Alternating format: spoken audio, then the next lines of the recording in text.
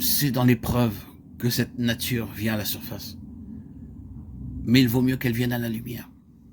La grâce traite cela. La grâce, agissant par le besoin grandissant que nous avons de Christ, nous rend très humbles. Et l'humilité est un trait du caractère de Dieu. La docilité est un fruit de l'esprit.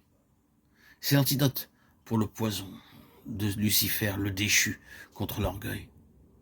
L'épreuve met ces choses en évidence par la grâce de Dieu et les manifeste pour la gloire. La ressemblance de Christ, la ressemblance de Dieu. Nos terribles et profondes épreuves nous font de plus en plus ressembler au Seigneur par sa grâce. Et ceux qui ne sont pas en Christ ne sauraient être semblables au Seigneur. C'est seulement ceux qui sont dans la grâce de Dieu, Christ, qui deviennent de plus en plus comme le Seigneur, en passant par des épreuves ardentes. Mais tout cela sera manifesté pour la gloire, pour la ressemblance de Dieu. C'est un aperçu de la grandeur de notre salut, l'évangile de la gloire du Dieu béni. Quelle perspective cela ouvre devant nous. Nous sommes perdus dans cette immensité, mais si nous souffrons avec lui, nous serons glorifiés ensemble avec lui. Romains 8, 17. Conformément à l'évangile de la gloire du Dieu bienheureux, évangile qui m'a été confié. 1 Timothée 1, 11. En lui, vous aussi, après avoir entendu la parole de la vérité, l'évangile de votre salut, en lui, vous avez cru et vous avez été scellés du Saint-Esprit qui avait été promis, lequel est un gage de notre héritage pour la rédemption de ce que Dieu s'est acquis pour célébrer sa gloire. Éphésiens 1, 13, 14. Faites en tout temps par l'Esprit toutes sortes de prières, de supplications. Veillez à cela avec une entière persévérance et priez pour tous les saints. Priez pour moi afin qu'il me soit donné, quand j'ouvre la bouche, de faire connaître hardiment et librement le mystère de l'Évangile. Éphésiens 6, 18, 19.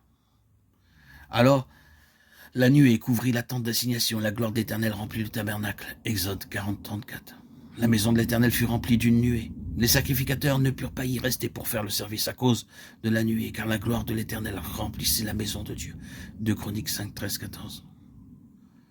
Lorsque Salomon eut achevé de prier, le feu descendit du ciel et consuma l'holocauste et les sacrifices, et la gloire de l'Éternel remplit la maison.